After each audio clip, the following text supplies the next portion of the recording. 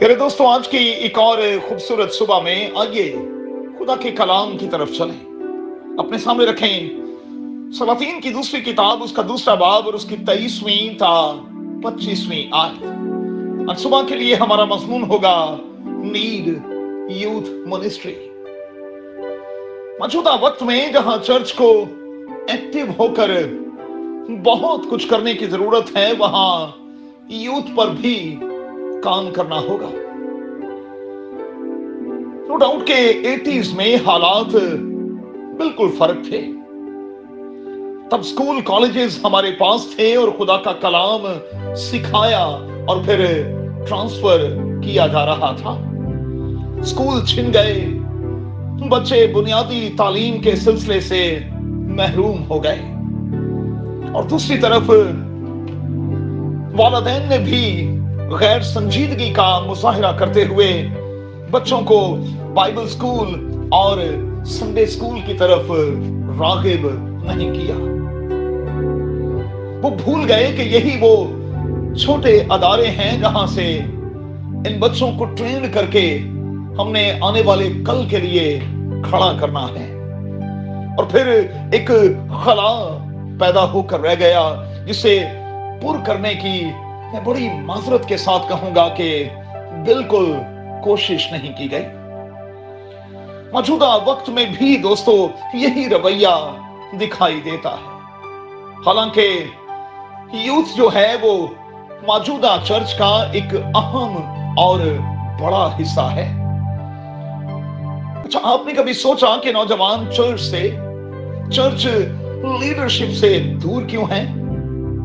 माजरत के साथ कहूंगा इसलिए कि हम रोल मॉडल्स नहीं रहे। बुनियादी मसीही तालीम को आगे मुंतकिल नहीं किया गया। चर्चिस में नौजवानों की दिलचस्पियों का ख्याल और लिहाज नहीं रखा जाता। अगर हम ख्याल नहीं रखेंगे, ख्याल नहीं करेंगे, तो मैं आपको यकीन दिलाता हूं कि नुकसान उठाते रहेंगे। अब गौर करें, मौजूदा वक्त में नौजवान एडिक्शन का शिकार दिखाई देते हैं, गोल से हटे हुए दिखाई देते हैं, मूडी और मन के मौजी दिखाई देते हैं, गैंग वायलेंस का शिकार दिखाई देते हैं, फारिग रहना चाहते हैं, काम काज की आदत बिल्कुल नहीं है। भूल चुके हैं कि खाली दिल और खाली ज़हन इब्लीस का घर होता है। और फिर पासवानों का, चर्च लीडर्स का मजाक उड़ाया जाता है। नहीं जानते कि जिनका मजाक उड़ाते हैं उनके बारे में लिखा है कि वो दो चंद इज्जत के लायक हैं।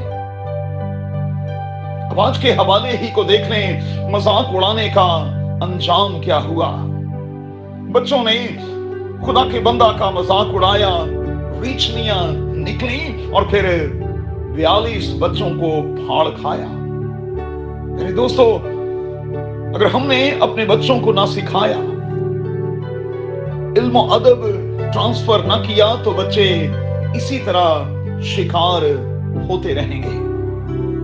खुदा चाहता है कि हम अपने टैलेंट्स को, अपने गिफ्ट्स को खुदावंद के लिए इस्तेमाल करें और नौजवानों से कहें कि वो अच्छी गवाही को कायम करें। और मैं यहां बुजुर्गों से कहूंगा कि वो बच्चों के लिए रोल मॉडल्स बने।